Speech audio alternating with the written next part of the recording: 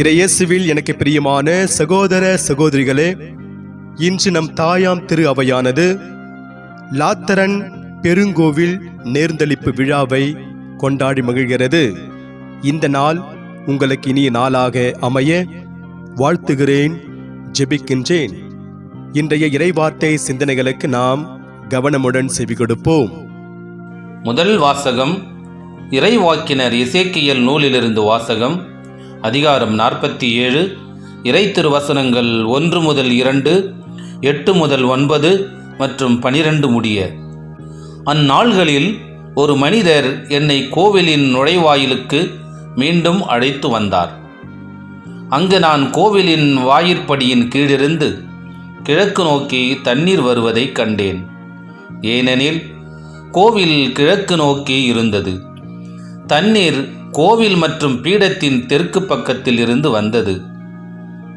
அவர் என்னை வடக்கு வாயில் வழியாய் அழைத்து வந்து கிழக்கு நோக்கிய வெளிவாயிலின் வெளிப்பகுதிக்கு இட்டுச் சென்றார். இதோ தண்ணீர் தெற்கு பகுதியிலிருந்து பாய்ந்து கொண்டிருந்தது. அவர் என்னிடம் உரைத்தது, இத்தண்ணீர் கிழக்கு பகுதியை நோக்கி பாய்ந்து அராபாவில் சேர்கிறது. அங்கு அது கடலோடு கலக்கிறது. அது கடலோடு கலக்கையில் அத்தண்ணீர் அங்கு நல்ல தண்ணீராக மாறும். இந்த ஆறு பாயும் இடமெல்லாம் திரளான உயிரினங்கள் வாழும். அங்கு ஏராளமான மீன்கள் இருக்கும். ஏனெனில் இத்தண்ணீர் பாய்ந்து அங்குள்ள நீரை நல்ல நீராய் மாற்றும்.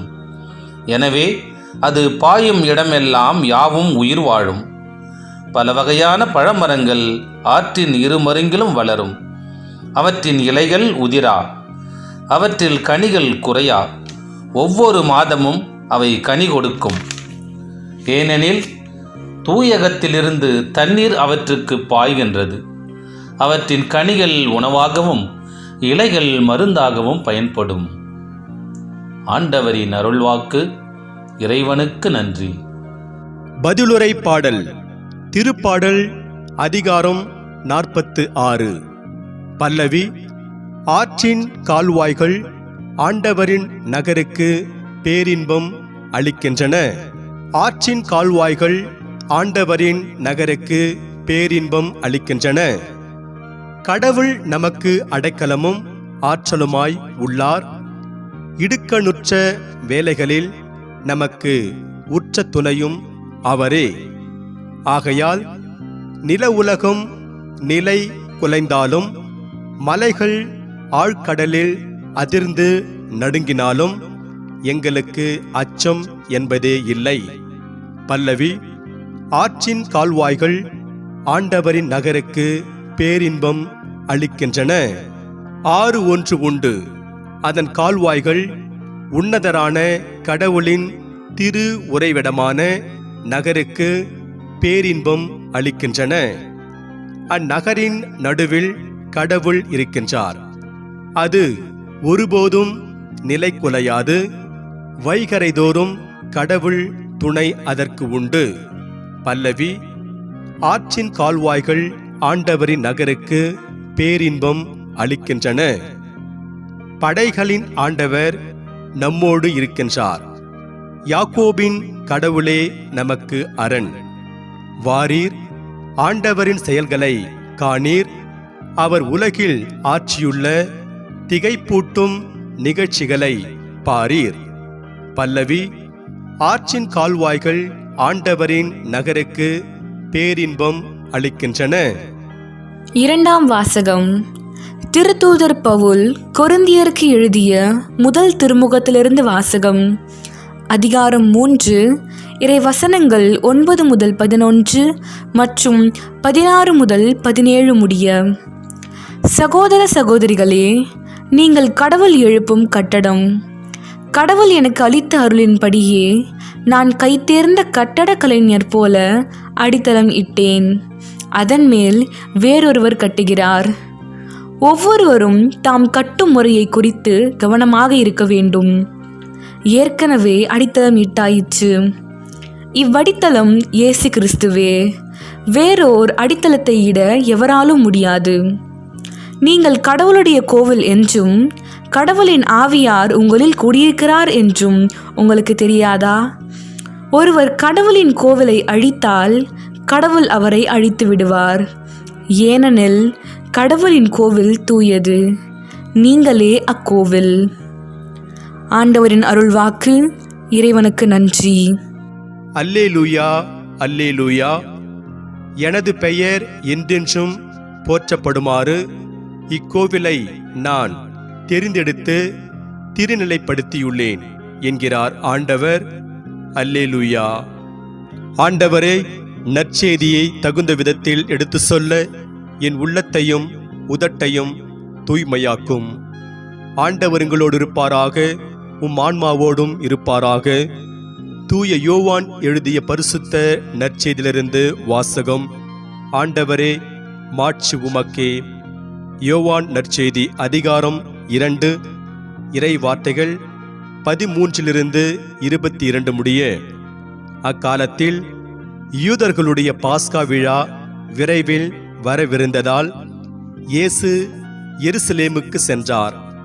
கோவிலில் ஆடு, மாடு, புறா விற்போரையும் அங்கே உட்கார்ந்திருந்த நாணயம் மாற்றுவோரையும் கண்டார். அப்போது கயிறுகளால் ஒரு சாட்டை பின்னி அவர்கள் எல்லாரையும் கோவிலிலிருந்து துரத்தினார். ஆடு மாடுகளையும் விரட்டினார். நாணயம் மாற்றுவோரின் சில்லறை காசுகளை கொட்டிவிட்டு மேசைகளையும் கவிழ்த்து போட்டார். அவர் புறா விற்பவர்களிடம், இவற்றை இங்கிருந்து எடுத்து செல்லுங்கள், என் தந்தையின் இல்லத்தை சந்தை ஆக்காதீர்கள் என்று கூறினார். அப்போது அவருடைய சீடர்கள், உம் இல்லத்தின் மீதுள்ள ஆர்வம் என்னை எரித்துவிடும் என்று மறைநூலில் எழுதியுள்ளதை நினைவு கூர்ந்தார்கள். யூதர்கள் அவரை பார்த்து, இவற்றையெல்லாம் செய்ய உமக்கு உரிமை உண்டு என்பதற்கு நீர் காட்டும் அடையாளம் என்ன என்று கேட்டார்கள். இயேசு மறுமொழியாக அவர்களிடம், இக்கோவிலை இடித்து விடுங்கள், நான் 3 நாளில் இதை கட்டி எழுப்புவேன் என்றார். அப்போது யூதர்கள், இந்த கோவிலை கட்ட 46 ஆண்டுகள் ஆயிற்றே, நீர் 3 நாளில் இதை கட்டி எழுப்பி விடுவீரோ என்று கேட்டார்கள். ஆனால் அவர் தம் உடலாகிய கோவிலை பற்றியே பேசினார். அவர் இறந்து உயிருடன் எழுப்பப்பட்டபோது அவருடைய சீடர் அவர் இவ்வாறு சொல்லியிருந்ததை நினைவு கூர்ந்து மறைநூலையும் இயேசுவின் கூற்றையும் நம்பினர். ஆண்டவரின் அருள்வாக்கு. கிறிஸ்துவே உமக்கு புகழ். நற்செய்தி வாக்கினால் என்னுடைய பாவங்கள் அகல்வதாக. ஆமென். ஆலயத்தின் வாசல் வந்தால் அழுகை வருகுதே, ஆணமட்டும் அழுதுவிட்டால் அமைதி பெருகுதே.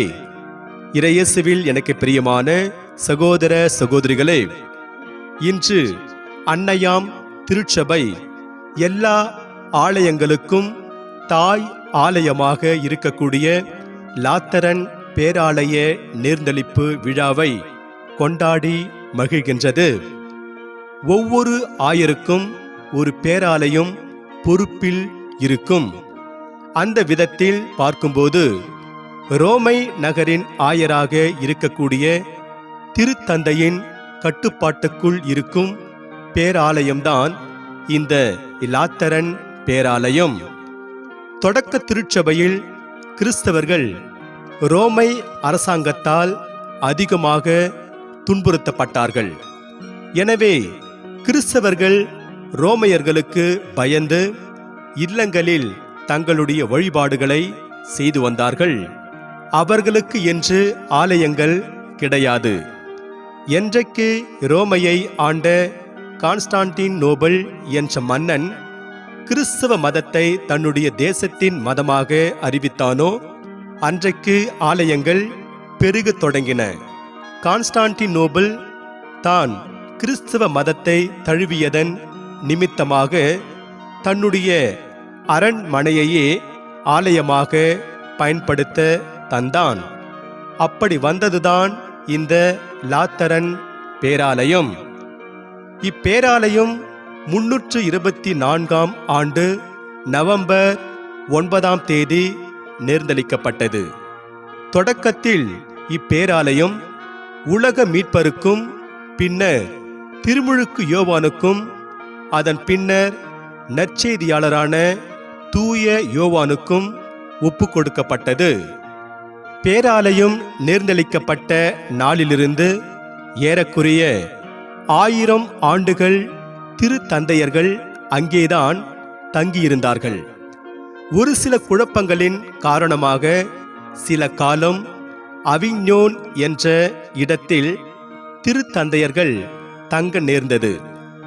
திருத்தந்தை 11ஆம் கிரகோரியின் காலத்தில் அந்த குழப்பங்கள் எல்லாம் தீர்ந்து ரோமை நகருக்கு அவர் வந்தபோது அங்கே லாத்தரன் பேராலயம் சேதமடைந்திருப்பதை கண்டார். எனவே அவர் பேராலயத்தை புதுப்பிக்க தொடங்கினார். அதன் பிறகு திருத்தந்தை 5ஆம் சிக்ஸ்துஸ் என்பவர் இப்போது உள்ள வடிவத்தை கொண்டு வந்து நேர்ந்தளித்தார்.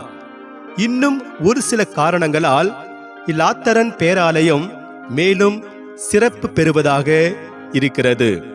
குறிப்பாக ஆண்டவர் இயேசு தன்னுடைய இறுதி இராவுணவின் போது உண்ண பயன்படுத்திய மேசை இங்கேதான் இருக்கிறது. அதுபோன்று திருத்தூதரான தூய பேதுரு திருப்பலி நிறைவேற்றிய பலிப்பீடம் இங்கேதான் இருக்கிறது. இப்படி பல்வேறுபட்ட சிறப்புகளை கொண்டதால் இப்பேராலயம் பொன் ஆலயம், கோல்டன் சர்ச் என்று அழைக்கப்படுகிறது. இலாத்தரன் பேராலய நேர்ந்தளிப்பு விழாவை கொண்டாடும் இன்றைய நாளில் நாம் படிக்க கேட்ட வாசகங்கள் நமக்கு என்ன செய்தியை தருகிறது என்பதை நாம் சிந்தித்து பார்ப்போம். பொதுவாக ஆலயம் என்று சொன்னால் ஆன்மாக்கள் ஆண்டவனில் லயிக்கக்கூடிய இடம் என்று சொல்வார்கள். இது உண்மை. ஆலயத்தில்தான் இறைவனுக்கும் மனிதருக்கும் இடையே ஒரு நல்லுறவு ஏற்படுகிறது. அங்கேதான் மனிதன் தன்னுடைய கவலையை மறந்து அமைதியில் இளைப்பாறுகிறான். ஏனென்றால் ஆலயம் ஆண்டவரின் அருளும் இரக்கமும் பொங்கி வழியும் ஓர் இல்லிடமாக விளங்குகின்றது. இறைவாக்கினர் எசேக்கியேல் புத்தகத்திலிருந்து எடுக்கப்பட்ட இன்றைய முதல் வாசகத்தில் கோவிலில் இருந்து வரும் தண்ணீர் பாயுமிடமெல்லாம் திரளான உயிரினங்கள் வாழும். அங்கு ஏராளமான மீன்கள் இருக்கும். ஏனெனில் இத்தண்ணீர் பாய்ந்து அங்குள்ள நீரை நல்ல நீராய் மாற்றும். அது பாயுமிடமெல்லாம் உயிர் வாழும் என்று படிக்கின்றோம். கோவிலிலிருந்து வரும் தண்ணீரை கடவுளின் அருளாக நாம் புரிந்து கொள்ளலாம். நற்செய்தி வாசகத்தில் ஆண்டவர் இயேசு எருசலேம் ஆலயத்தை தந்தையின் இல்லம் என்று அழைக்கின்றார். அதனால்தான் அவ்வாலயத்தில் வாணிபம் செய்தவர்களை எல்லாம் அவர் விரட்டி அடிக்கின்றார். கிறிஸ்தவர்களாகிய நாம் ஆலயத்தின் மதிப்பையும் பெருமையும் உணர்ந்து கொண்டு அதற்கேற்ப வாழ்கின்றோமா என்று சிந்தித்து பார்க்க வேண்டும். ஏனென்றால் ஆலயம்தான் நம்முடைய வாழ்வில் ஆற்றலின் ஊற்று. இறையியலார்களின் இளவரசர் என்று அழைக்கப்படும் தூய தாமஸ் அக்வினஸ் அவர்களுடைய வாழ்வில் நடைபெற்ற நிகழ்வு. ஒரு நாள் இரவு அவர் நப்லஸ் என்ற இடத்தில் இருந்த டொமினிக்கன் ஆலயத்தில் இறைவனிடம் வேண்டிக் கொண்டிருக்கும் போது அவருடைய உடலானது பூமியை விட்டு சற்று உயரத்தில் இருந்தது. அப்போது தற்செயலாக அங்கு வந்த ஆலய பணியாளர் ஒருவர் இதை கண்ணுற்று வியப்புக்குள்ளாகி நின்றார். அவர் தொடர்ந்து என்ன நடக்கின்றது என்று கூர்ந்து கவனித்தார். அந்நேரத்தில் ஆண்டவர் இயேசு தாமஸ் அக்வினஸிடம் பேசத் தொடங்கினார். அக்வினாஸ், நீ திருச்சபைக்கு மிக பெரிய பங்களிப்பை தந்திருக்கிறாய். அதனால் உனக்கு நான் ஒரு பரிசினை தரப்போகிறேன். என்ன பரிசு வேண்டும் என்று கேள். நான் தருகிறேன் என்றார். அதற்கு அவர், ஆண்டவரே, எனக்கு உம்மை தவிர வேறு ஒன்றும் வேண்டாம் என்றார். அதன் பிறகு தாமஸ் அக்வினாஸ் அடைந்த மகிழ்ச்சிக்கு அளவே இல்லை. இதை நேரில் கண்ணுற்ற அந்த ஆலய பணியாளரே சாட்சி. கடவுளின் திருசன்னதியில் இருக்கும்போது நாம் அடையும் ஆறுதலும் மகிழ்ச்சியையும் வார்த்தைகளால் சொல்ல முடியாது என்பதற்கு மேலே சொல்லப்பட்ட நிகழ்ச்சி சான்றாகிறது. ஆகவே நாம் ஆண்டவரது அருளின் ஊற்றாக இருக்கும் ஆலயத்திற்கு தகுந்த மதிப்பளிக்க வேண்டும். அதனை சந்தைவெளி ஆக்கக்கூடாது என்பதுதான் இயேசு கூற விரும்பும் செய்தியாகிருக்கிறது. அடுத்ததாக தூய பவுல் குருந்தியருக்கு எழுதிய முதல் திருமுகத்திலிருந்து எடுக்கப்பட்ட இன்றைய 2ஆம் வாசகத்தில், நீங்கள் கடவுளுடைய கோவில் என்றும் கடவுளின் ஆவியார் உங்களுள் குடியிருக்கிறார் என்றும் உங்களுக்கு தெரியாதா என்கிறார். ஆம், நாம் ஒவ்வொருவரும் தூய ஆவி வாழும் கோவில். எனவே சக மனிதருக்கு மதிப்பளிக்கின்ற ஒருவர் கடவுளுக்கு மதிப்பளிக்கிறார். அதே நேரத்தில் சக மனிதரை இழிவுபடுத்தும் ஒருவர் கடவுளையும் இழிவுபடுத்துகிறார் என்ற உண்மையை புரிந்து கொண்டு வாழ வேண்டும். ஆகவே லாத்தரன் பேராலய நேர்ந்தளிப்பு விழாவை கொண்டாடும் இந்த நல்ல நாளில் இறைவன் வாழும் ஆலயத்திற்கு, மனிதர்களுக்கு மதிப்பளிப்போம். அதன் வழியாக இறை அருளை நிறைவாக பெறுவோம். இறைவன் உங்கள் அனைவரையும் நிறைவாக ஆசீர்வதிப்பாராக. ஆமென்.